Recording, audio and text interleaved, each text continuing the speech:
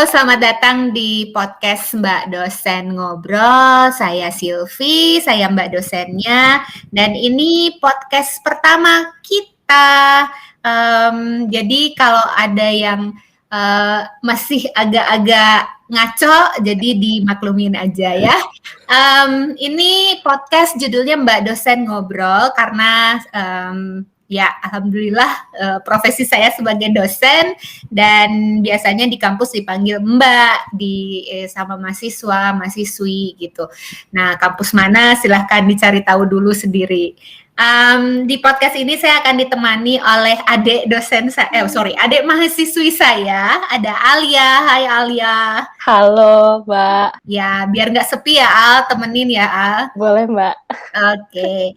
Ya, intinya adalah podcast ini kita akan ngobrolin apapun yang pengen diobrolin, bisa tentang dunia kampus, bisa tentang isu yang paling hangat, tapi ya nggak jauh-jauh lah ya dari apa yang menjadi kepentingan dosen dan juga kepentingan mahasiswa. Tuh kan ngomongnya jadi kayak dosen banget, kepentingan. Gak apa-apa Mbak, kan Mbak dosen ngobrol. Oh gitu ya. Jadi kadang-kadang jadi resmi, kadang-kadang jadi sesukanya gitu ya. Bisa boleh Mbak.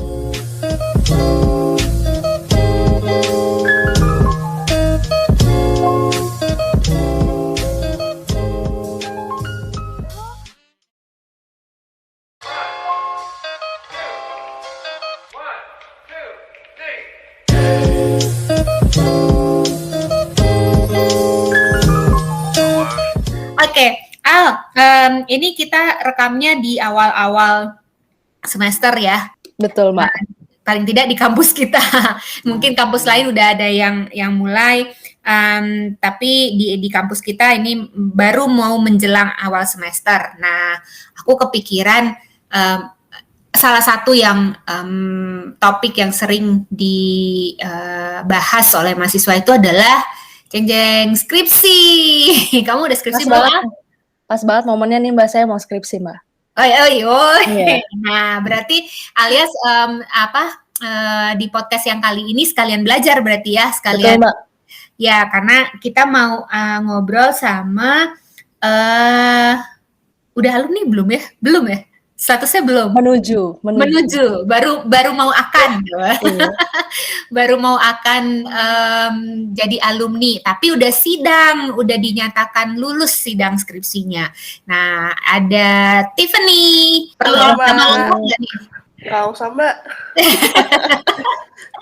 Biar so misterius gitu. Oh gitu. Tiff, kenalan dikit Tiff.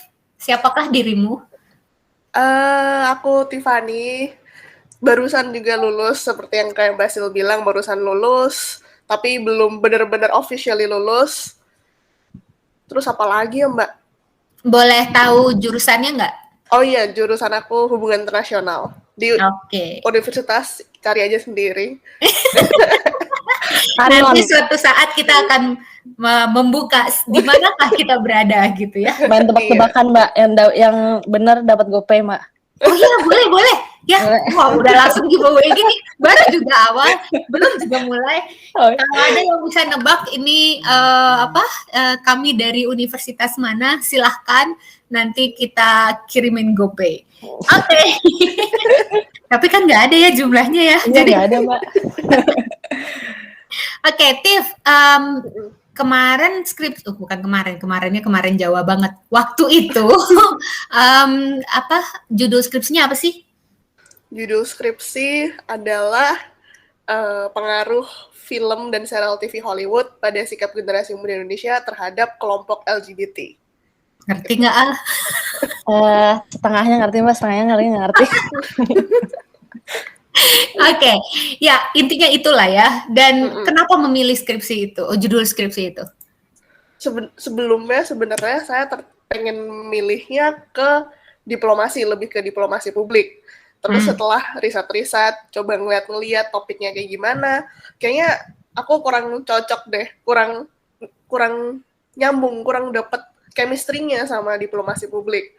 Terus habis itu coba mikir-mikir lagi, kira-kira apa sih yang benar-benar aku kepoin, dan sebenarnya aku sendiri tuh semacam skeptis. Nah, dan jadi aku pengen tahu lebih banyak. yang aku pengen tahu lebih banyak itu adalah tentang LGBT. Nah, tapi apa sih yang supaya aku bisa kayak menarik untuk meneliti lebih lanjut tentang LGBT ini? Nah, aku tuh suka banget sama nonton film, nonton serial TV. Jadi, ya kenapa nggak ngaitin film dan serial TV sama LGBT? Karena kan apalagi sekarang tuh banyak banget semakin banyak representasi LGBT di film dan serial TV Hollywood. Jadi ya akhirnya muncullah itu topik. Dan di situ kelihatan banget ada komunikasi internasionalnya gimana orang-orang yang menonton film itu kan dari seluruh dunia. Dan film-film itu kan yang aku pilih kan Hollywood khusus. Jadi kayak bagaimana si film dan serial TV Hollywood ini menyampaikan pesan, berkomunikasi ke masyarakat dunia, khususnya masyarakat Indonesia tentang LGBT gitu. Oke, berarti awalnya dari kekepoan ya, berarti ya. Kok kayak jadi stand up komedi ya, kegelisahan gitu. Bener, Mbak. Anyway, terus pertanyaan paling bikin galau, gini, anak HI itu kan biasanya sangat berpetualang ya kalau soal topik yang pengen dibahas gitu ya. Tapi terus kegalauan muncul ketika muncul pertanyaan HI-nya di mana? Iya benar Mbak, itu pertanyaan key question-nya. Gimana Tiff? Itu sempat muncul karena kan aku kan fokus ke masyarakat sempit yang mana cuman generasi muda Indonesia. Terus waktu itu sempat kayak kepikiran ini HI-nya di mana, tapi setelah dicari-cari, terus diskusi sama teman, sama dosen pembimbing juga, sebenarnya bisa, karena di situ ada elemen komunikasi internasional itu. Jadi kayak gimana si komunikasi dari film, karena film dan serial TV itu termasuk salah satu instrumen komunikasi massa yang bisa banget mempengaruhi masyarakat gitu. Ini kok jadi ngomongin substantif, Mbak? Iya, aku baru mau bilang. Kayaknya nanti ya, kita cari segmen lain lagi untuk bicara tentang isinya.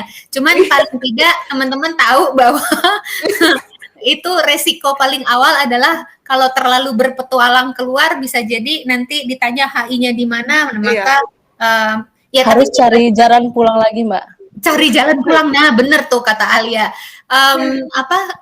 Tapi sebenarnya ini nggak cuma di HI ya, mungkin di bidang ilmu lain, apalagi kan sekarang Mas Menteri kita itu kan sangat mendorong mahasiswa-mahasiswa untuk berpetualang di luar gitu kan ya. Jadi resiko untuk tertarik dengan sesuatu yang agak di luar bidang ilmunya tuh jadi semakin tinggi gitu. Nah, paling nanti itu yang harus dipikirkan gimana caranya untuk bisa pulang, mencari jalan pulang lagi. Oh ya, mencari jalan pulang. jadi galau nih, Mbak.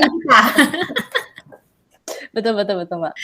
Oke, dan kayaknya kalau sedikit menyinggung itu kayaknya landasan teori bisa ya, Tiff, dijadikan dasar ya untuk kalau di cerita dongeng Hansel and Gretel itu landasan teori itu jadi roti-rotinya gitu ya, biar bisa balik lagi pulang. Oke, kita berhenti dulu ngomong substansi, kita yang simpel-simpel dulu aja.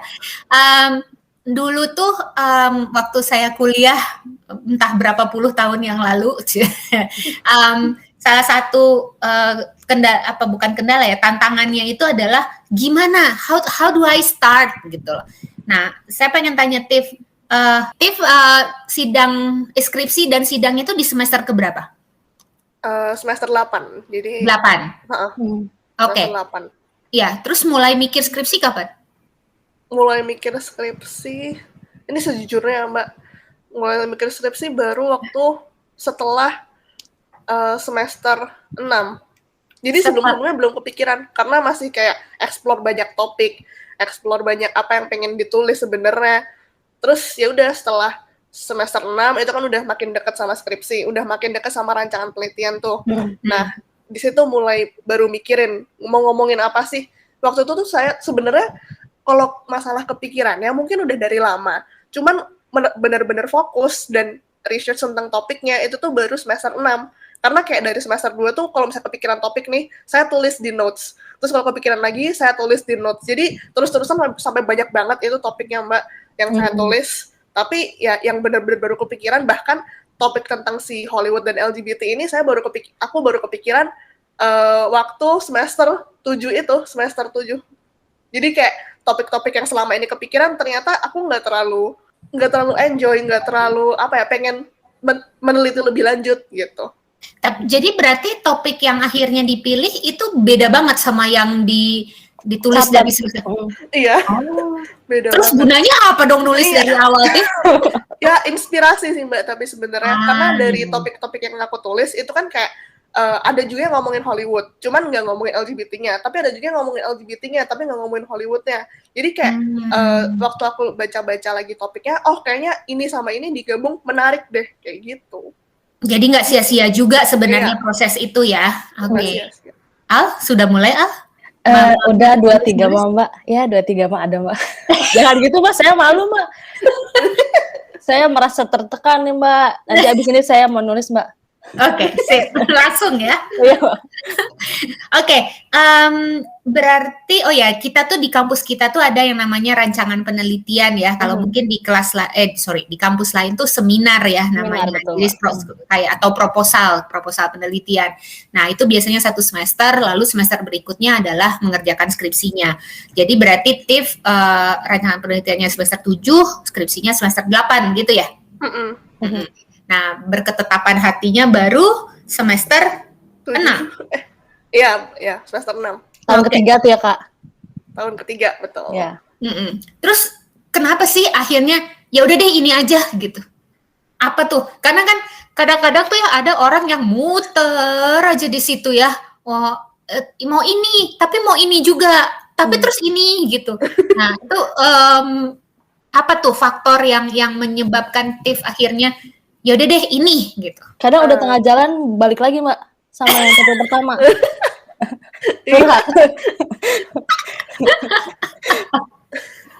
Gimana TIF? Karena kepo banget sih Mbak. Jadi sebenarnya kepo banget kira-kira kan aku kan banyak nonton film dan serial TV itu kan. Semakin banyak aku nonton kayak semakin aku mikir kira-kira gimana sih pengaruhnya ini, karena aku juga banyak terpapar kan Mbak. Dan aku sendiri juga persepsinya tuh shifted gitu, bergeser. Yang awalnya skeptis mulai kayak terbuka dan kayak LGBT truly exist gitu loh. Dan kayak di situ aku mulai nyadar, mulai aware dengan apa yang mereka alamin dengan experience kelompok LGBT di Indonesia. Jadi kayak ya dari situ kayak semakin kepo aja kira-kira ke orang lain gimana sih, ke generasi muda lain, yang mana kayak generasi muda itu kan generasi penerus bangsa ya Mbak biasanya. Asik. Gitu. Karena masih meter-meter Agustus ini. Oh benar. Mepet-mepet Mbak, benar. 76 tahun. Ya, tuh ketahuan. Dia nggak apa-apa, time out. Nasionalismenya gitu ya. Tinggi banget nih Katif nih. Mantap. Berarti Al, kalau kita bisa kategoriin ya orang-orang orang-orang yang akan skripsi itu ada macam-macam tipenya. Ada yang dia benar-benar terpicunya tuh dari keingintahuan. Ada juga yang nah ini aku tanya, waktu exploring gitu, Tiff mikirin bahan nggak? Ada nggak sih bahannya? Gitu. Sempat kepikiran, tapi kayak menurutku kayak itu bisalah nanti dicari, pasti ada gitu. Nah itu tuh poinku Al. Ada yang pokoknya gue mau ini, gue tertariknya ini, bahannya ada atau enggak kumaha. Bodo amat gitu ya Mbak. Tapi ada juga yang dia memulai itu dari dia lihat dulu bahan yang banyak apa gitu. Nah baru dari situ dia cari apa yang bisa diteliti, apa yang bisa diramu dengan bahan-bahan yang ada itu. Dua-duanya oke ya Mbak? Dua-duanya nggak apa-apa? Bisa banget. Itu kan sebenarnya tergantung karakter orangnya ya. Kalau misalnya kayak Tiff tadi, berarti kan dia harus siap untuk berupaya keras untuk cari data nanti ya. Dan nanti kita bisa bicara itu nanti pas bagian segmen risetnya. Jadi nanti kita akan bahas khusus gimana cara proses cari datanya gitu. Nah, Al mau tanya sesuatu nggak ke Tiff? Tentang nanti substantif kalau saya Mbak, saya mau curi-curi ilmunya buat saya Mbak. Kan kesempatan dalam kesempitan Mbak, lumayan Mbak. Oh gitu ya. Iya, apa tuh substantif kayak apa sih? Itu kan kakak tentang LGBT. Tapi di Indonesia agak masih tabu nih Kak. Terus itu Kakak cari bahannya, cari sumber-sumber datanya, apakah langsung atau ada Kakak misalnya dia ngolahnya dengan cara survei atau gimana? Nanti jawabnya nanti. Oke. Jawabnya nanti kan? Soalnya kita nanti akan bahas di teaser jadinya ya teman-teman ya. Oh iya. Kita akan bahas di bagian riset. Sebelum masuk ke itu, pertanyaan terakhir mungkin dari aku tentang bagaimana memulai ya Tiff. Proposal, lalu kan harus menulis proposal atau rancangan ya. Boleh cerita sedikit nggak proposal atau rancangan penelitian itu isinya apa, bagian-bagiannya aja. Lalu menurut gimana nih tantangannya ketika menulis proposal itu? Kalau bagian-bagiannya tuh, kalau nulis proposal waktu itu pertama kali, itu nulis bagian bab 1. Untuk kontennya sebenarnya udah agak lupa ya Mbak. Ayo lupa lo. Bentar, lagi dibuka dulu. Latar belakang. Iya, latar belakang, terus ada identifikasi masalah, tujuan kegunaan penelitian, kajian pustaka, kerangka pemikiran, sama metode penelitian dan teknik pengumpulan data. Nah, paling susah yang mana? Paling susah sebenarnya, kalau aku ya paling susah adalah nulis kerangka pemikiran. Kenapa? Karena itu mungkin balik lagi ke yang tadi Mbak, di kemana HI-nya. Jadi waktu nyari-nyari teori HI itu dan ngonekin ke sini, ngonekin ke isu yang mau aku angkat, itu tuh kayak susah nemu teori yang cocok Mbak. Jadi waktu itu aku sempat stumble upon 2 teori, tapi akhirnya nggak kepake juga dua-duanya.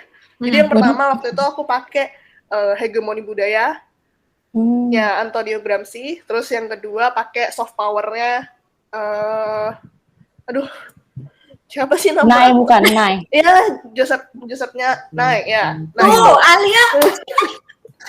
Udah saya Mbak tinggal sidang aja Mbak. Asik. Ya, jadi terus itu sampai berhari-hari Mbak, sampai berbulan-bulan bahkan mau pakai yang mana, tapi ujung-ujungnya karena nggak praktis untuk dipakai untuk menjelaskan temuan skripsi, ya udah ganti nih ke akhirnya aku pakai teori efek naratif itu. Dan berarti itu itu yang masalah HI-nya gitu Mbak. Kan kalau misalnya 2 teori awal tuh masih kerasa HI-nya banget. Cuman yang teori efek naratif karena dia terlalu sangat praktis dan sangat langsung bisa menjelaskan misalnya apa yang terjadi ketika film dikonsumsi oleh masyarakat, terus kayak efeknya kayak gimana, itu kan bisa jelasin lewat situ, sangat praktis untuk dipakai. Nah, jadi HI-nya itu yang kayak kurang kelihatan jadinya. Yang jadi kayak challenge untuk gimana nunjukin ini tuh HI gitu.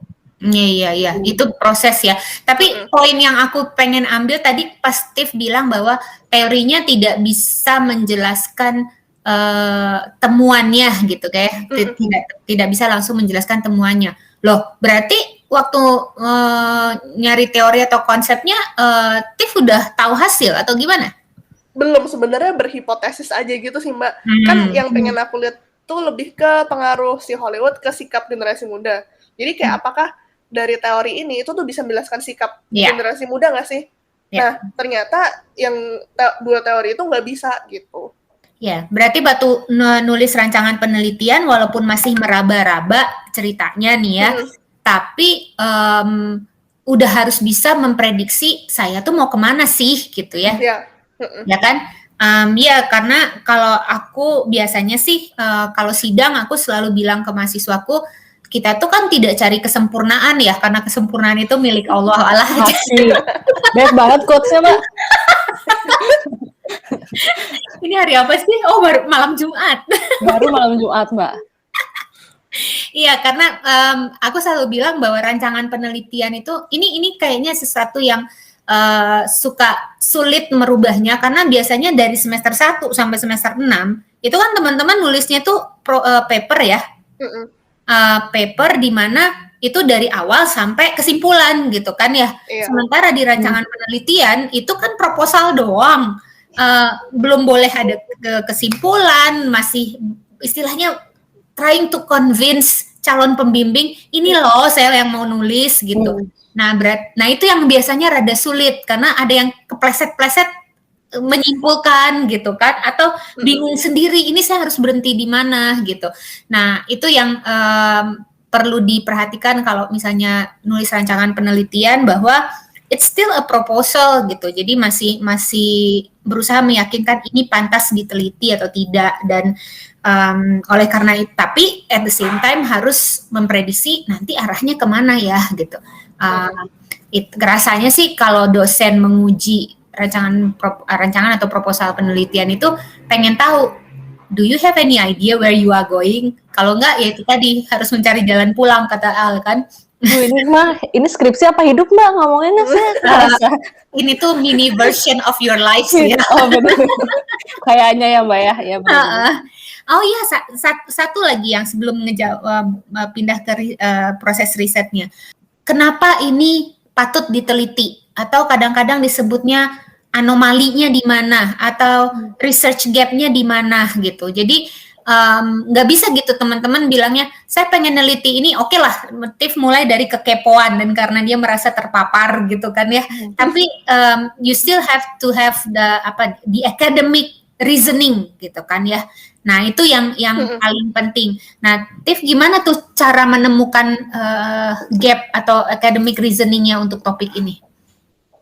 Itu bisa dilakukan lewat si kajian literatur. Jadi baca-baca banyak referensi, terus kayak dari referensi-referensi yang udah dibaca, kira-kira apa sih yang belum dilakukan, apa sih yang bisa dilakukan untuk enrich, apa sih memperkaya si ilmu ini, si penelitian tentang ini.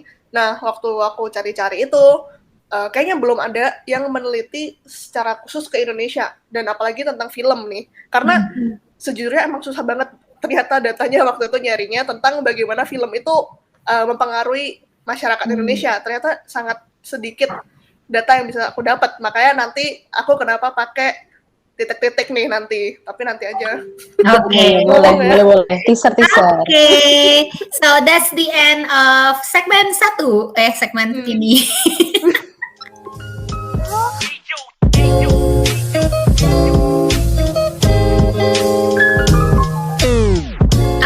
Baik, kita lanjut ya. Ini tadi kita udah ngomong gimana memulai skrip. Kita udah ngobrol ya, pakai tagline-nya, ngobrol. Kita udah ngobrol tentang bagaimana memulai proses perjalanan menulis skripsi. Masih sama Alia, partnerku saat ini, dan bersama Tiffany. Dan sekarang kita mau ngobrolin ceritanya nih, proposal udah disetujuin gitu. Now sekarang saatnya untuk cari data, cari bahan, atau istilah kerennya riset. Asik. Ya. Gaya gak sih ya? Harus aja ada istilahnya Mbak ya, biar catchy. Yeah. So, a true academics gitu ya. Asik. Boleh. Tiff, mulainya gimana Tiff? Mulai cari datanya. Mulai cari data, mungkin sebelum cari data, yang perlu dibikin itu ini sih Mbak yang penting, outline. Supaya kayak kebayang data yang mau dicari itu apa aja sih. Jadi setelah outline-nya udah jadi nih, udah di approve, terus mulai deh cari data. Ini outline-nya maksudnya outline apa sih, Tiff?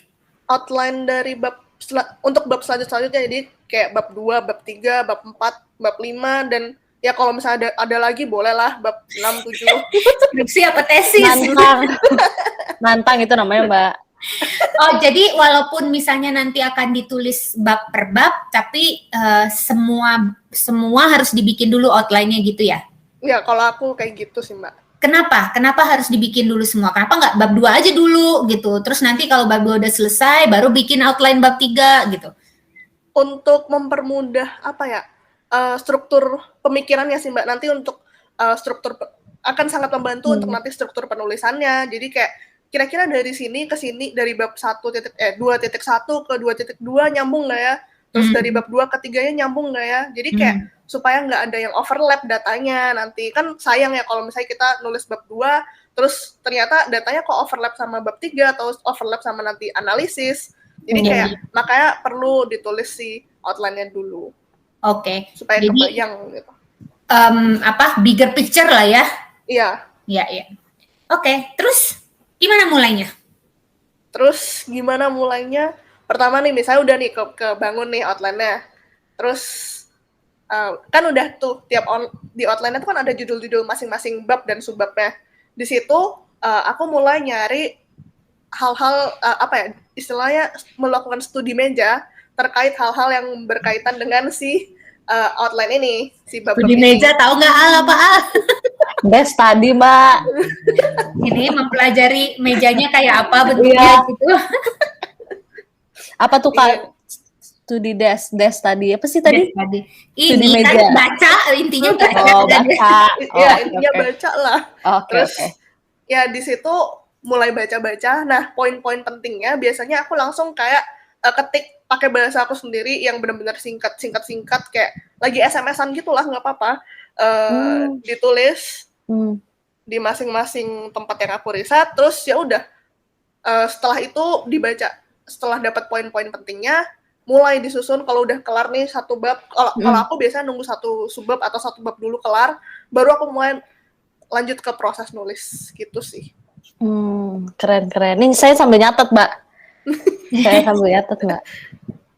Oke, terus apa lagi yang dilakukan, Tiff? Apalagi ya? Kalau misalnya di awal sih itu sama untuk ngumpulin datanya. Nah, karena data yang aku kumpulin itu kan sulit. Ternyata data tentang LGBT di Indonesia itu kan dikit. Jadi yang aku lakukan adalah survei. Yang tadi Alia sempat kepo. Jadi aku melakukan survei supaya kayak untuk mendukung hasil temuan penelitian aku, itu aku pakai survei ke seluruh Indonesia, karena ke seluruh generasi muda Indonesia lewat berbagai platform sih. Kayak aku pakai Instagramku, terus aku minta tolong bantu promote di akun-akun film kayak gitu-gitu. Sama kayak minta bantuin juga di Twitter kan banyak tuh kayak Twitter please do your magic. Nah, salah satu bener Kak, magicnya ada. Ada banget. Awalnya yang responennya cuma 100, langsung kayak dalam 1 jam itu langsung jadi 300-an gitu. Wah, saya mau pakai Twitter aja, Mbak. Jadi kayak target pertama aku tuh kayak cuman ya 200 responden tuh udah cukup. Tapi ternyata sampai 300-an lebih. Jadi kayak wow, oke. Oh my god. Oke. Makasih ya Kak tipsnya. Tuh, kenapa aku ngundang Tiff, ngajak ngobrol Tiff itu karena dia melakukan hal yang jarang dilakukan oleh mahasiswa-mahasiswi selama ini. Gitu. Biasanya kan yang studi meja tadi itu kan ya, gitu ya banyak. Stop sampai situ ya Mbak? Iya, stop sampai itu gitu. Paling banter wawancara atau misalnya wawancara lewat email gitu kan. Bukan berarti itu tidak oke banget, itu udah usaha banget gitu ya. Dan sebenarnya kan itu tergantung dari topiknya juga gitu. Nah, kenapa aku ngajak ngobrol Tiff adalah karena she went to the extent gitu, beyond yang lain-lainnya gitu kan. Dan ternyata bisa loh gitu loh, dan ya itu tadi ada magic yang membantu gitu kan. Bener-bener Mbak, bisa dilakukan gitu. Kenapa sih Tiff mau melakukan lebih dan kepikiran buat survei gitu? Sebenarnya dari dulu tuh aku ini sebenarnya agak aneh sih alasannya, karena dari dulu tuh aku suka banget ngutak-ngatik alat survei gitu. Jadi kayak karena bikin survei itu tuh kayak sangat mendapatkan data mentah gitu loh. Jadi data mentah yang bisa aku olah gimana aku pengen gitu, gimana aku pengen mengolah data itu. Jadi kayak apa ya, kalau misalnya desk study itu kan banyak kan data yang udah ada dari sononya, kayak yang dilakukan oleh orang lain. Nah, kalau bikin survei sendiri tuh rasanya tuh kayak bangga aja gitu Mbak, karena bisa dapat data sendiri, terus kayak bisa mengolah sendiri, bisa menginterpretasikan sendiri. Jadi kayak lebih aku lebih seneng karena bisa lebih karakteristiknya tuh bisa aku bentuk sendiri gitu sesuai dengan keperluan dari risetku gitu. Ya. Dan itu biasanya akan membantu untuk yang tadi di segmen 1 kita bicara itu Al, tentang kebaruan, tentang kalau di tesis atau disertasi itu nanti akan semakin penting ini bahwa ada novelty, kebaruan, originalitas gitu. Kalau di sarjana kan biasanya kita bicara tentang research gap atau anomali atau kenapa ini penting diteliti gitu. Nah, dengan menggunakan alat yang beda, bukan cuma desk study, udah gitu juga melakukan survei sendiri, itu udah kontribusi untuk menunjukkan bahwa ini tuh beda, ini penting, ini tuh layak untuk diteliti karena saya menelitinya dengan data yang memang saya cari sendiri. Nah, berarti itu nanti masuk ke yang data primer, data sekunder ya, Tif ya. Nah, kalau udah ngerti belum data primer, data sekunder apa? Alhamdulillah udah tuh Mbak. Malu atas saya belum. Apa data primer apa data sekunder? Ini beneran Mbak, saya jawab nih. Iya. Takut kalau primer itu kan ya langsung, kalau sekunder itu ya misalnya sudah diolah. Tadi kan Kak Atif menghindari data-data yang sudah diolah, yang punya orang lain. Nah, Kak Atif ini berarti datanya primer kan Mbak? Ya, asik bener dong. Mbak bisa gantiin gak nilai yang kemarin Mbak? Ini kode tapi kode keras Mbak. Nggak Mbak, bercanda Mbak. Sembari saya ngajar Alia data primer sekunder kapan ya perasaan? Nah, iya, nggak ada ya? Nggak ada ternyata. Kalau data primer tuh biasanya apa aja coba Tiff sama Al? Ya, saya lagi. Data primer itu misalnya wawancara Mbak. Yes. Survei sendiri. Yes. Kalau sekunder mah dari jurnal Mbak, dari data-data sekunder itu. Kalau data government itu Mbak, sekunder tuh, Mbak. Data government tuh gimana tuh? Jatuhnya apa tuh? Government. Seperti ini ya, undang-undang gitu-gitu Iya ya? Mbak, itu mah sekunder Mbak.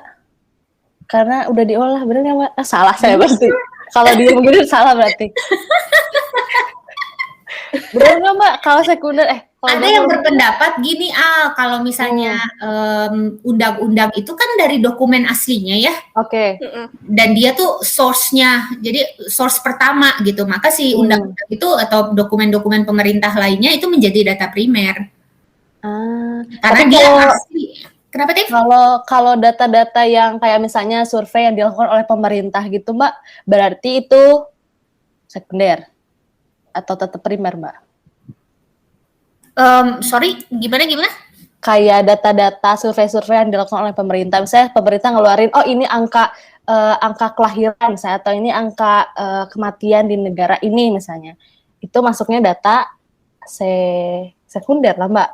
Kalau udah berbentuknya laporan gitu sekunder ya Mbak? Iya, kalau udah berbentuk laporan iya. Iya. Biasanya dianggapnya sekunder. Tapi kalau misalnya laporannya surveinya dilakukan sendiri, akhirnya jadi primer. Oke. Lanjut. Riset. Sempat deg-degan saya nih Mbak Kak di tes. Salah. Dia tidak tahu dia dijebak sih, Alia dijebak untuk. Lain kali saya belajar dulu deh sebelum beginian Mbak. Tiff, tantangan paling berat waktu ngumpulin data apa Tiff? Waktu ngumpulin data itu sih nggak ketemu datanya, banyak yang nggak ketemu, itu tantangannya. Makanya akhirnya ya survei tadi itu. Terus apalagi ya? Ketemunya tuh, jadi intinya Tiff punya bayangan bahwa saya tuh butuh data ini gitu ya, tapi terus nggak ada gitu. Iya. Terus ngakalinnya gimana? Ngakalin, nggak boleh Al, nggak boleh diakalin. Nggak boleh. Officially nggak boleh diakalin. Oh ya, siap Mbak. Tapi tidak officially, unofficially gimana Tiff? Gimana ya Mbak? Mungkin itu Mbak lewat survei tadi, itu kan saya udah pakai survei tuh. Nah kalau misalnya kurang, kan di situ di survei itu saya tanya apakah bersedia dihubungi lebih lanjut. Nah kalau misalnya saya ngerasa kurang dan kayak perlu konfirmasi nih, ya saya menghubungi beberapa. Jadi akhirnya saya juga melakukan wawancara lewat WhatsApp atau platform lain dan nanyain kayak untuk konfirmasi data mereka apakah kayak gini, terus koneksinya gimana. Jadi lebih kayak gitu sih, Mbak. Jadi berarti ada nggak sih momen di mana misalnya Tiff butuh data tentang sesuatu, tapi benar-benar nggak ada dan di survei pun nggak bisa menjawab ya, Mbak. Terus diapain gitu? Ada nggak? Momen itu mungkin sempat ada, tapi akhirnya waktu jadi sempat ada karena waktu itu sebenarnya saya lagi mengalami writer's block gitu, Mbak. Jadi kayak apa ya, mampet aja, nggak ngerti gimana ngonekin datanya, kayak apakah ini tuh bisa masuk nggak sih, apakah data ini tuh ada di survei atau enggak. Waktu itu kayak aku tuh kayak ngerasa nggak ada di survei, terus nggak nemu di mana-mana. Terus akhirnya ya udah aku diemin bentar, aku nggak pegang laptop selama 1-2 minggu gitu. Terus setelah itu, setelah lumayan fresh, aku baru buka lagi, dan setelah itu baru kayak, oh ternyata ketemu kok datanya, bahkan di internet tuh ternyata ada. Jadi kayak ketika udah mulai merasa datanya nggak ada, ya udah dibiarin dulu aja, ngerjain yang lain supaya kayak. Tapi ada nggak di momen dimana ganti pertanyaan penelitian? Ya, gitulah. Maksudnya bukan jangan sampai ke pertanyaan penelitian dulu. Kan tadinya cari data itu untuk memenuhi satu argumen gitu kan ya. Lalu karena nggak ada, ya udahlah argumennya di scrap aja, ganti aja gitu. Sempat nggak? Sempat. Waktu itu karena kan aku juga sempat ganti teori kan, Mbak. Jadi kayak karena ganti teori terus akhirnya analisisnya jadi beda lagi. Sempat aku bikin waktu itu ada 2 tipe analisis pakai 2 teori berbeda, yang mana akhirnya dua-duanya nggak kepake karena ganti lagi teori.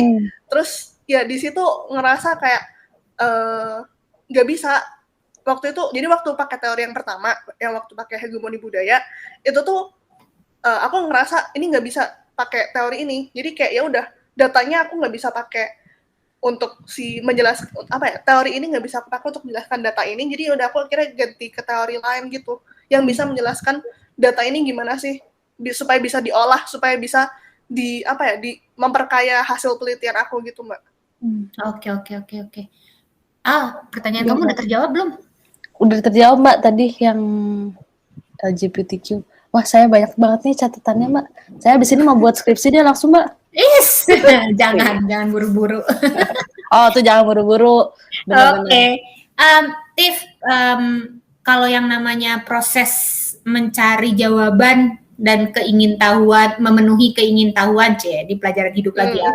Itu kan tidak bisa selamanya ya. There is a point where you have to stop gitu kan ya. Nah, tapi kan itu susah. Aku beberapa kali mengalami bahwa memulai prosesnya itu suka telat, mesinnya lama panasnya, tapi terus ketika udah panas susah juga berhentiinnya gitu. Nah, gimana cara kamu memutuskan udah selesai cari datanya gitu? By the way, ini kamu prosesnya bukan cari data lalu tulis gitu kan, tapi paralel kan ya? Iya, paralel juga ya. Gimana cara berhentinya? Sebenarnya berhentinya tuh lebih ke karena ada blok kumpulin. Iya, benar. Ada deadline-nya, Mbak. Udah harus dikumpulin, udah sidang kan. Terus udah ada revisi. Jadi kayak itu mungkin kalau faktor dari eksternalnya gitu kali ya, Mbak. Tapi kalau dari internal mungkin kapan tahu harus berhenti cari data supaya nggak kemana-mana gitu ya, Mbak. Itu kayak kalau misalnya udah kejawab nih bab 2, bab 3, bab 4 ngomongin apa, ya udah nggak usah dilanjutin lagi. Jadi kalau misalnya kan aku sambil cari data, sambil nulis, terus yang aku temuin apa. Nah, kalau misalnya tuh udah banyak banget yang aku temuin, ya udah aku berhenti. Ya, iya. Itu gunanya outline di awal tadi berarti ya, salah satunya ya. Supaya nggak kemana-mana datanya. Ya, jangan kayak nulis diary aja gitu ya. Iya. Jangan, Mbak, curhat itu saya sering, Mbak. Iya. Jadi diary gitu, Mbak. Dulu ada loh Al di jurusan kita yang skripsinya setebal bantal, malah lebih tebal mungkin. Oh my 10 God. 10 senti ada kali tebalnya. Wow. Wih, Itu itu data semua sih Mbak. Hah, kenapa? Data-data banyaknya Mbak. Aku nggak berani baca. Oh, baik. Tapi intinya aku lihat ininya ya, lihat table of contentnya itu kan kalau bikin daftar isi itu kan kalau misalnya 2 terus 2.1-nya menjorok ke dalam gitu ya. Lalu 2.1.1-nya lebih menjorok lagi. Jauh ke dalam. Ini udah sampai ke 2.1.1. Pokoknya intinya di jorokannya itu kok jorokan. Penjorokannya itu udah sampai tengah, Al. Ya. Jadi udah di tengah kertas gitu, saking banyaknya cabang-cabang bahasannya. Tapi aku sih tidak suggest ya kayak gitu. I mean like skripsi loh ini. Ini tuh is just apa ya? Kalian baru proses belajar gitu kan, memulai. Don't aim for perfection, Cek. Bener Mbak. Quotes lagi, Aku sering banget diingetin sama teman-teman, skripsi yang bagus adalah skripsi yang selesai. Asik. Benar, itu nanti motivasi saya kalau udah saya mentok-mentok Mbak. Iya, betul. Nggak akan bisa menyelesaikan masalah dunia dalam satu skripsi. Iya. Benar. Oke, ada yang mau ditanyain lagi nggak soal cari data? Kalau nggak, kita lanjut ke penulisan setelah ini. Lanjut, saya mau tahu tentang penulisannya Mbak. Oke. Terus nanti musik, kalau musik. Tapi musiknya apa yang buat gap segmennya itu Mbak nanti mau ikut milih juga kah atau saya yang pilih? Ke kamu aja lah. Tapi ini kalau yang musik ada copyright gitu nggak sih? Biasanya sih saya dapet yang kalau saya sih nyarinya kalau yang gitu-gitu di YouTube Kak. Bener nggak? Bener, yang carinya yang no copyright gitu. Iya, ada tulisan nanti tandanya. Sip. Oke. Lanjut ya. Lanjut Mbak. Iya, kita terusin lagi sama Alia, sama Tiffany, sama Mbak dosen. Mbak dosennya dulu dong Mbak. Oh gitu ya? Nggak, Mbak dosennya cuman tukang ngobrolnya aja. Asik. Oke, boleh. Oke, tadi udah ngobrolin tentang gimana memulai penulisan skripsi, udah ngobrolin tentang cari datanya gimana. Nah, walaupun tadi Tiff cerita proses cari data dan proses menulis itu sebenarnya terjadinya paralel, tapi nggak apa-apa. Sekarang kita ngobrolin tentang proses menulisnya. Berarti mulainya asumsi saya sih di ini ya, per bab ya, Tiff? Iya. Bab 2, bab 3, bab 4 gitu ya. Karena kalau bayangan saya kan bab itu kan ada logika argumennya tuh tersusun karena bab-bab itu. Jadi sangat tidak disarankan untuk loncat-loncat bikin bab 4 dulu baru balik gitu. Walaupun dalam prosesnya pasti ada bolak-baliknya. Nah, itu kalau misalnya kita bikin skripsi sih jangan beranggapan prosesnya tuh linier ya. Pasti ada proses bolak-baliknya. Betul Mbak. Nah, Tiff cerita sedikit proses menulis, Tiff. Proses nulis, jadi sebenarnya tadi aku kalau Mbak bilang aku nulis paralel itu tuh lebih ke untuk bab analisis. Jadi sekalian sama data, sekalian mengolah data, sekalian juga wawancara lanjutan itu sama sekalian nulis. Nah, kalau untuk bab 2 sama bab 3 itu tuh sebenarnya bisa mulai desk study tadi itu, studi meja tadi dimulai dulu sambil nulis data, terus ya udah disusun jadi paragraf. Jadi kalau aku tuh nulisnya tuh aku baca nih Mbak, baca satu jurnal, satu buku, terus poin-poin utama yang relate sama babku aku tulis pakai bahasa informal, pakai bahasa SMS gitu. Terus setelah setelah semua jurnal aku baca dan aku tulis, baru aku mulai bikin susun ke paragraf. Kayak susun kira-kira kayak gimana gitu. Jadi kayak setelah itu baru ya udah kelihatan nih, udah mulai kelihatan paragrafnya gimana. Habis gitu dipoles lagi lebih supaya bahasa lebih cantik, supaya bahasanya di paraphrase juga jangan lupa, itu penting. Terus ya udah kira-kira kayak gitu sih. Ya, itu penting tuh daripada terjebak dengan plagiarisme yang sangat haram hukumnya di dunia akademik ya. Apa? Jadi waktu baca, Tiff langsung paraphrase ya? Ya, jadi baca apa yang aku dapat, terus aku tulis. Oke. Tapi tidak ada resiko kehilangan. Aduh, ini tuh di mana ya waktu itu sumbernya gitu? Enggak. Jadi kalau aku biasanya nulisnya misalnya buku pertama bukunya Nye. Nah, aku tulis nih Joseph Nye, terus yang soft power yang apa? Kan dia banyak tuh bukunya. Terus tahun berapa? Terus baru aku lihat di bawah judul itu aku tulis rangkumannya apa aja yang poin yang aku dapat. Nah, setelah itu kalau misalnya udah kekumpul banyak jurnal, baru aku susun gitu, Mbak. Jadi nggak akan kelupaan sumbernya dari mana. Oke. Al, itu cara konvensional. Oke. Ini kita ngomong berdua aja ya, Al. Dengar gitu. Boleh. Kalau cara yang lebih barunya tuh ada sebenarnya. Apa Mbak? Ya, pakai resource management application gitu loh. Jadi ada program-program, bukan application, program ya. Ada program-program yang bisa membantu untuk memanage referensi-referensi gitu. Nah, boleh sebut merek nggak ya? Nggak apa-apa lah ya. Nanti kali aja di endorse, Mbak. Iya, misalnya yang paling populer itu sebenarnya di Word itu udah ada. Jadi kalau teman-teman buka Word itu, nah di situ daripada masukin footnote-nya manual, itu bisa. Jadi diketikin informasinya. Jadi ketika berulang-ulang si footnote-nya dipakai, tinggal insert informasi yang sama. Nah, ada juga program namanya Mendeley.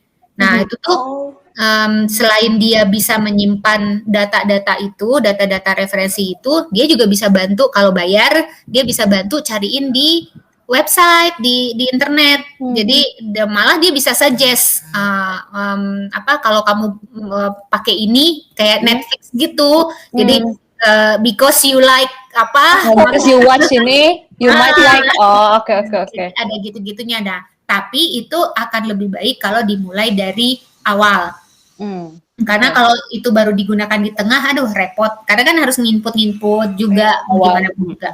Tapi jangan bilang-bilang Tiffany ya. Nanti dia rahasia kita kedengeran, Mbak. Baik. Tadi ya boleh dicatat tuh kayaknya saya tentang resource manajemennya. Iya, karena apalagi kalau berniat footnote-nya banyak, pasti repot kan ya satu-satu gitu. Betul. Nah, kalau pakai yang resource management programs gitu lebih gampang gitu. Jadi tinggal insert klik gitu. Cuman butuh tenaga di awal menginput data-datanya. Nah, kalau pakai semacam Mendeley itu dia bisa inputin otomatis. Jadi lebih gampang gitu. Semoga nanti di endorse ya, Mbak. Kali aja kan lumayan, Mbak. Oke, balik lagi ke Tiffany. Hai Tiff. Halo Kak Tiff. Iya, halo. Aku dari situ kok dari tadi. Tiff, terus Tiffany nulis pakai bahasa Indonesia, bahasa Inggris? Bahasa Indonesia. Ada tantangan apa ketika menulis itu? Ada banget. Jadi bingung untuk translate ya. Jadi akhirnya ada beberapa kata-kata yang aku tuh translate tuh literal gitu. Apa ya, Mbak? Waktu itu Mbak Sil pernah sempat mention deh, Mbak. Ada satu kata. Tapi aku udah lupa. Pokoknya ada satu kata yang aku translate tuh literal kayak kurang masuk gitu loh intinya. Jadi kayak sebenarnya challenge terbesar waktu nulis dari ketika baca jurnal buku pakai bahasa Inggris terus harus nulis ke bahasa Indonesia itu kayak bingung kira-kira apakah ini bahasanya cocok nggak ya, pilihan diksinya sesuai nggak ya, gitu. Jadi challenge-nya di situ kalau nulis ke bahasa Indonesia. Kalau pakai bahasa Inggris, paraphrase itu sesuatu yang lebih mudah dilakukan ketika baca dari bahasa Inggris terus nulis pakai bahasa Inggris. Betul. Iya. Dan nggak pakai Google Translate dong? Nggak. Jangan. Gini, kalau dari sudut pandang dosen ya, berasa loh kalau yang dari Google Translate atau yang diterjemahkannya tuh letterless kalau kata orang dulu ya, kata per kata gitu tuh kerasa banget gitu. Apalagi kan nanti yang baca skripsi itu adalah dosen-dosen yang supposed to be sudah expert, sudah malang melintang di ilmunya. Nah, jadi akan aneh ketika misalnya ya kampus itu kan idealnya memberikan pengujian itu ke dosen yang memang ilmunya sesuai gitu kan. Nah, ketika muncul istilah yang nggak biasa ditemukan di bidang ilmu itu cepet banget itu, mata dosen itu cepet banget. Nangkepnya cepet banget kelihatan gitu, apa-apaan sih gitu ya, kayak gitulah gitu. Jadi ya memang aku sih juga nyaranin sih ke teman-teman mahasiswa bahwa apa yang dilakukan Tiff dengan berusaha menulis dengan kata-katanya sendiri itu sangat disarankan karena atau misalnya copy paste itu cepet banget ketahuannya biasanya. Karena gaya bahasanya tuh jadi belang-belang gitu loh. Jadi di satu paragraf sophisticated banget gitu kan ya, kata-katanya gimana. Tapi tiba-tiba di paragraf berikutnya atau jangankan sampai paragraf berikutnya, di ujungnya tiba-tiba muncullah dirinya sebenarnya gitu. Yang tidak begitu gayanya gitu. Nah, langsung deh ketahuan yang mana yang dikutip, yang mana yang tidak gitu. So, mau nanya apa sama Tim? Nanya apa ya, Mbak? Udah kejauh semua. Saya penasaran, saya udah kejauh semua. Saya bingung nanya apa. Aku nanya deh, editing. Kenapa itu tuh editing? Ngedit sendiri, ngajak orang, ngajak teman satu kos, ngajak keluarga. Itu Mbak, maksudnya formatting skripsinya atau gimana nya? Sempet nggak sih minta orang baca? Oh, sempet banget, banyak yang baca. Jadi setelah narsis kayak gini anaknya. Enggak, bukan Mbak, justru karena aku nggak pede. Justru sebaliknya. Iya, justru karena nggak pede, kayak aku takut apakah ini logis nggak sih, apakah struktur pemikirannya tuh udah bagus, udah udah runtun belum sih. Jadi aku minta tolong beberapa orang, ada 4 orang gitu baca Mbak. 4 orang baca, terus jadi 2 orang bukan dari HI, karena kan sebenarnya jadi aku tuh punya goal untuk orang yang nggak HI pun bisa ngerti apa yang aku tulis gitu loh Mbak. Karena kalau misalnya sampai mereka bisa ngerti, berarti kan gila-gila nih Mbak, salut banget berarti. Jadi kayak ya aku minta tolong 2 orang di luar HI sama 2 orang anak HI untuk memastikan ke-HI-annya itu. Terus ya udah setelah mereka kasih feedback, terus ya udah aku terima feedback yang bisa aku terima dan aku coba edit sih gitu.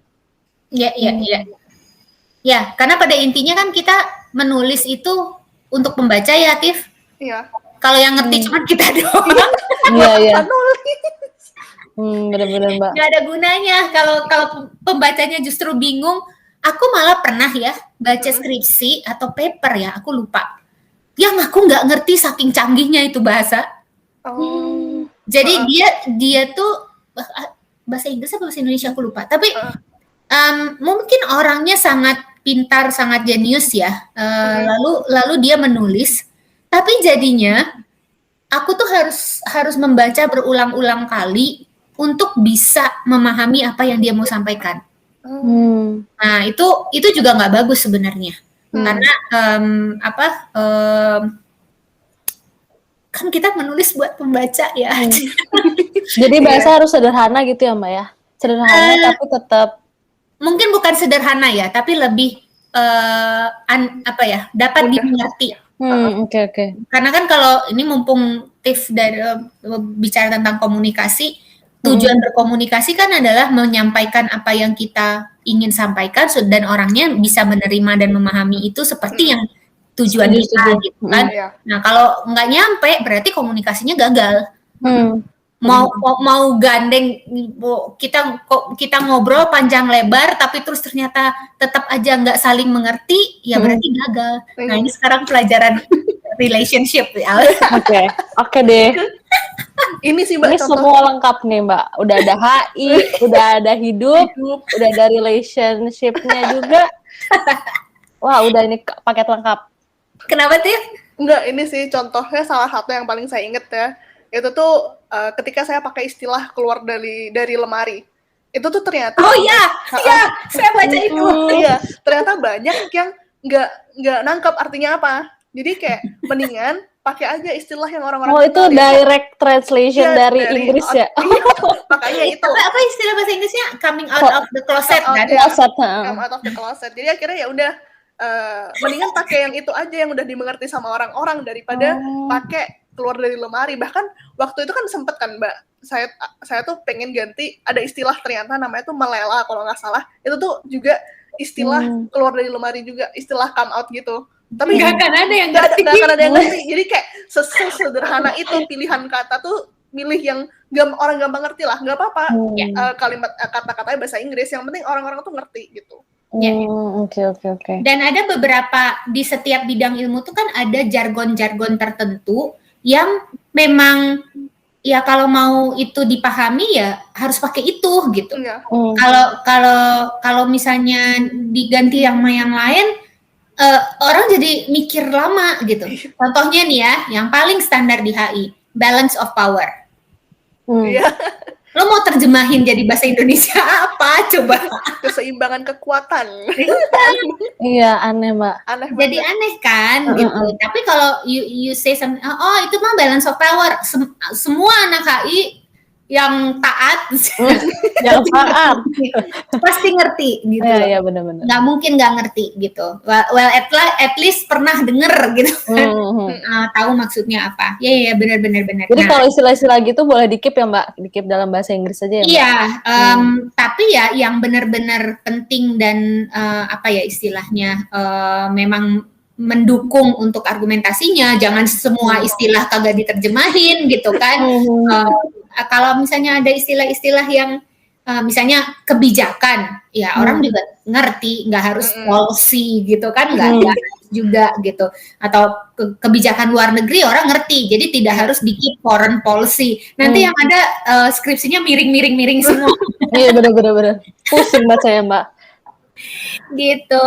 Oke, aku kayaknya cukup kali ya untuk penulisan ya. Dan bener deh yang tadi Tiff bilang meluangkan waktu untuk memberikan kesempatan draftnya dibaca oleh orang lain. Selain itu HI ya Mbak? Ya, akan sangat membantu karena correct me if I'm wrong ya Tiff, at some point kamu udah sampai seenak-enaknya dengan skripsi sampai udah nggak kelihatan lagi salahnya di mana. Iya, bener banget Mbak. Gak? Kayak udah capek nulis, udah capek untuk nge-review ulang, jadi kayak mendingan orang lain aja yang baca supaya kayak ada apa ya fresh eyes gitu loh Mbak untuk yang ngebaca, nggak mata saya mulu gitu kan. Kalau misalnya saya yang baca ulang, ini nggak ada salah nih, karena udah capek untuk nulis untuk gitunya Mbak. Jadi kayak ya udah mendingan orang lain aja yang baca supaya mereka feedbacknya tuh bisa baru gitu. A new pair of eyes ya Mbak, perlu banget Mbak. Yoi. Oke, thank you ya Tiff. Sharingnya buat yang menulis. Nah, sekarang kita akan ngobrolin tentang keseluruhan. Kalau istilahnya itu kan ada tips and tricks-nya atau do's and don'ts-nya atau apa lagi ya? Apalagi sih biasanya tips and tricks, do's and don'ts. Ya, itulah pokoknya. Itulah pokoknya Mbak. Ya. Kita lihat kita dengerin di segmen berikutnya ya.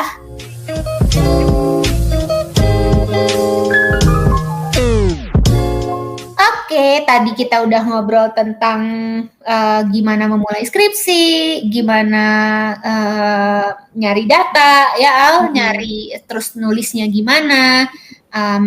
Sekarang kita ngobrolin lagi yang terakhir buat sama Tiff. Apa sih? Eccentric. Ya, apa yang dari pengalaman? Oh, refleksi asik. Banget Mbak. Menurut Tiff, perjalanan 1 tahun kemarin, apa sih pelajaran-pelajaran yang diambil? Aduh, saya menjadi sangat sedih jadinya Mbak ini mah galak. Apa ya? Yang pertama tuh yang paling penting jangan nulis SKS. Jangan nulis kayak sehari moodnya nulis banyak. Terus tapi setelah itu ditinggal 1 bulan, terus baru nulis 1 bulan kemudian. Karena kalau kayak gitu jadi nggak fresh gitu loh Mbak. Kalau aku kan pakai beberapa metode waktu itu, kayak gimana cara nulis yang enak. Dan akhirnya ketemu metode yang paling enak kalau buat aku adalah aku nulis nih tiap hari tuh buka laptop, nulis apapun, tapi nggak nge-pressure diri untuk hari ini harus kelar. Terus set deadline sendiri, kayak dalam 1 bulan pengen kelarin bab 2, dalam satu bulan kemudian pengen kelarin bab 3, dan seterusnya. Itu tuh penting banget bikin timeline supaya nggak ketinggalan gitu loh. Karena kan pada akhirnya skripsi harus dikumpulkan, harus dinilai, jadi kayak jadi jangan, kalau misalnya mau lulus tepat waktu ya tetapin timeline dan stick to it sih. Ya, betul. Itu tips yang oke banget tuh, menentukan deadline sendiri. Karena kalau kita kan kesannya tuh 1 semester ya, dan apalagi kalau yang berasumsi 1 semester. Ayo, Al, 1 semester itu berapa bulan? 6 months. No. 5. That's exactly the mistake, persepsi yang salah gitu, bahwa kita berasumsi bahwa 1 semester itu 6 bulan. Padahal kalau dihitung, coba deh, kita mulai di sampai ya, Mbak? Agustus atau Agustus lah ya. Taruh kita mulai di Agustus, Desember tuh udah selesai. Agustus tengah kan, September, Oktober, November, Desember, 4 bulan sayang. Oke, panik mode on, panik kecil nih saya. Jadi kalau misalnya teman-teman mau nulis skripsi, itu nggak punya, aku kadang suka ngobrol sama bimbinganku ya. Kalau kamu baru mulai di awal semester dan kamu punya 4 bab untuk ditulis, kan bab 2, 3, 4, lalu kesimpulan kan ya. Betul. Berarti 1 bulan 1 bab, and that's not long loh. Dan kalau dipikir-pikir, bahkan taruhlah misalnya bab 2 satu bab, 1 bulan, bab 3 1 bulan. Nah, bab 4 yang bagian analisis itu harusnya lebih waktunya. You have to allocate more time, more space gitu kan. Nah, kebayang gitu kalau misalnya cari datanya baru di semester saat skripsi, ya kan? Belum writer's block kata Tiff tadi kan? Iya benar. Belum penatnya, Mbak. Iya. Kalau ada, terus kok curhat? Saya kan nggak ada, Mbak. Iya, makanya kok curhat. Sedih, Mbak. Belum lagi kalau mau dibarengin sama magang, kan banyak yang mau magang juga kan. Benar, Mbak. So ya benar kata Tiff, jangan SKS ya. Tapi sebenarnya itu kan tergantung gaya ya, Tiff. Iya, tergantung sih. Cuman lebih ke jangan SKS-nya tuh jangan sampai nulis terus dilupakan gitu loh, Mbak. Yes. Butuh waktu untuk balik lagi ya. Iya, karena akan butuh waktu untuk nginget-inget lagi. Karena kalau misalnya nulisnya 1 kali waktu itu langsung ternyata bab 1 hari kelar tuh. Bab 2 1 hari kelar. Nah, tapi 1 bulan kemudian, tapi habis itu dilupain tuh skripsinya. Nah, itu yang jangan sih. Tetap harus on the back of your mind itu tetap harus ada bahwa kemarin barusan ngelarin bab 2 isinya ini. Supaya nanti ketika lanjut ke bab 3 itu tuh kayak, dan ke bab 4 analisis itu tuh kayak selalu inget gitu loh. Baru boleh dilupainnya nanti kalau udah sidang. Udah revisi. Well, I got my portion of that experience sih sebenarnya. Aku sempat meninggalkan skripsiku dulu beberapa bulan justru. Dan resikonya adalah aku harus extend. Jadi sidangnya akhirnya bukan di semester yang awal itu, kalau nggak salah ya. Kalau nggak salah, bener sih kayaknya iya. Karena udah keasikan, dan emang bener baliknya itu susah banget. Butuh waktu untuk benar-benar dapet flow-nya lagi. Oke, tips kedua. Jangan lupa minta feedback dari orang lain. Itu penting banget. Karena kadang kan yang kayak kata Mbak Sil tadi, ketika kita nulis udah mentok, udah kayak butuh masukan baru, supaya, karena kan kita nulis untuk orang, bukan untuk diri kita sendiri. Jadi supaya orang lain ngerti, apakah kira-kira orang lain udah ngerti atau belum, ya makanya kita butuh feedback dari mereka, apakah mereka udah ngerti atau belum sama draft skripsi kita. Itu yang kedua. By the way, agak mundur sedikit ya. Kita boleh nggak sih ngebahas sama orang lain tentang topik? Soalnya kalau zamanku dulu ya, perlu dibilangin nggak tahu dia, nggak usah lah ya. Gak usah lah Mbak, kan kemarin aja pokoknya. Oh ya, kemarin waktu saya masih S1, sarjana. By the way itu nggak ada istilah S1 loh, sekarang adanya sarjana. Anyway, Oke. kita tuh cenderung untuk ada gitu yang mengatakan bahwa jangan terlalu bebas ngebahas topik dengan orang lain karena takutnya nanti topiknya dicolong. Masih ada nggak sih yang kayak gitu? Kalau aku ya Mbak, mungkin tergantung circle pertemanannya ya Mbak. Karena kalau aku pertemananku tuh bukan tipe-tipe yang kompetitif atau ambisius banget. Jadi kita sama-sama biasa-biasa aja. Jadi ketika aku diskusi sama mereka, aku ngerasa aman-aman aja gitu sih Mbak. Ya emang aku nggak akan diskusiin ke orang yang ambisius ataupun kompetitif karena ada ketakutan itu. Cuman bahasnya aja, pilih orangnya aja yang tepat gitu. Ya. Bukan pelajaran hidup lagi, El. Circle pertemanan itu mendukung penulisan skripsi juga Kak, berarti ya Kak? Iya.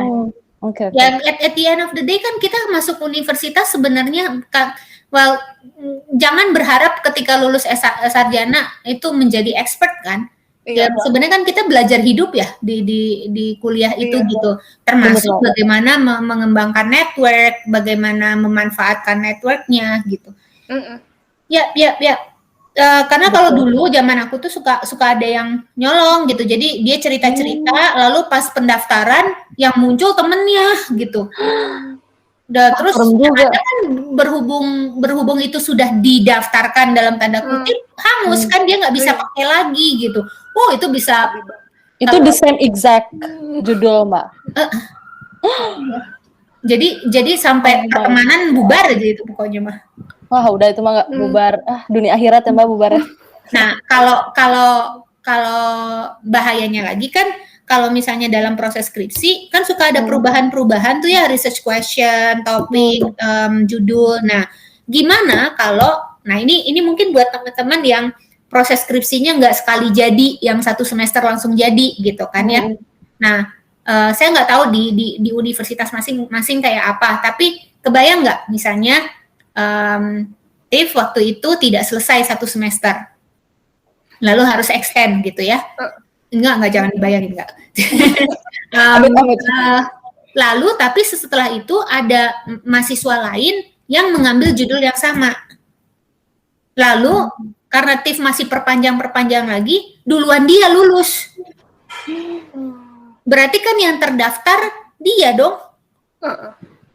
Dan dirimu yang memulai lebih dulu itu menjadi yang belakangan akhirnya, karena kan belum dimasukkan ke repositori gitu kan, belum tercatat sebagai publikasi gitu loh.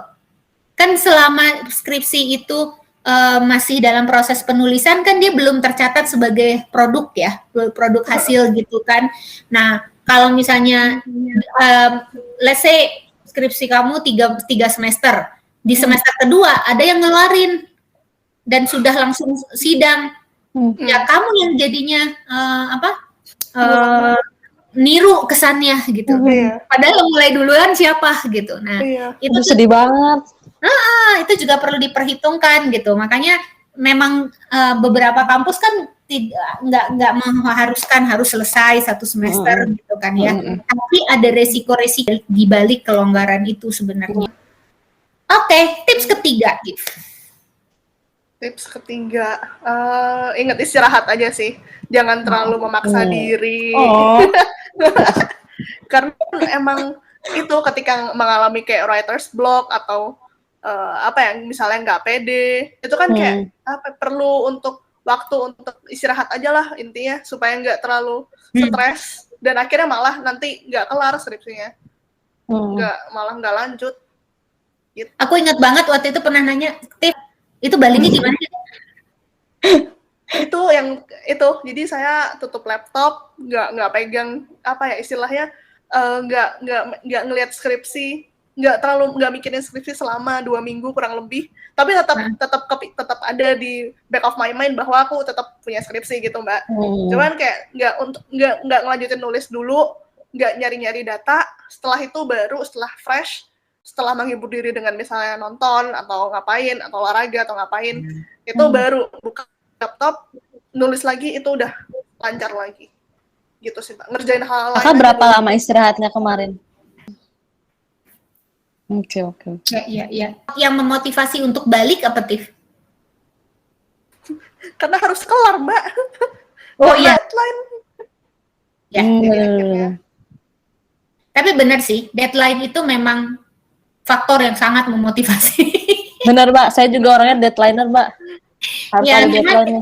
aku beberapa kali ngalamin ya, bahwa ada saat-saat penyesalan di mana tidak mengalokasikan waktu yang cukup. Karena ketika udah sampai di ujung dan akhirnya ya udahlah, apa yang ada maju gitu kan. Itu seringkali ada penyesalan, wah coba waktu itu gue alokasiin waktu lebih banyak, yang ini bisa lebih dielaborasi, yang ini lebih bisa dirapikan, pasti ada sih. Ada lagi nggak tipsnya? Tipsnya biar nggak insecure Kak, insecure sama yang udah beres gitu kan, biasa ada yang udah beres terus kita kayak masih stuck gitu, ada gitu nggak Kak? Oh, nggak ada karena itu mungkin ini tips klasik sih. Ya ingat aja kalau kita punya pace-nya masing-masing, yang ya kita punya waktunya sendiri lah intinya. Tapi beneran deh, aku sih tidak pro 3,5 tahun ya atau 7 semester, karena menurutku dengan begitu tidak banyak orang yang bisa 7 semester lulus tapi juga aktif gitu. Oke. Kebanyakan kan karena dia pengen aktif, berarti dia harus ya slowing down kuliahnya gitu kan ya. Menurutku nggak apa-apa kok. Cum laude itu kan asal 4 tahun ya, 4 atau berapa sih? 4 tahun kan, asal masih 4 tahun masih bisa gitu. Dan ya pada intinya kan sarjana itu, lulus sarjana itu kan belum kompetitif ya sebenarnya di dunia kerja.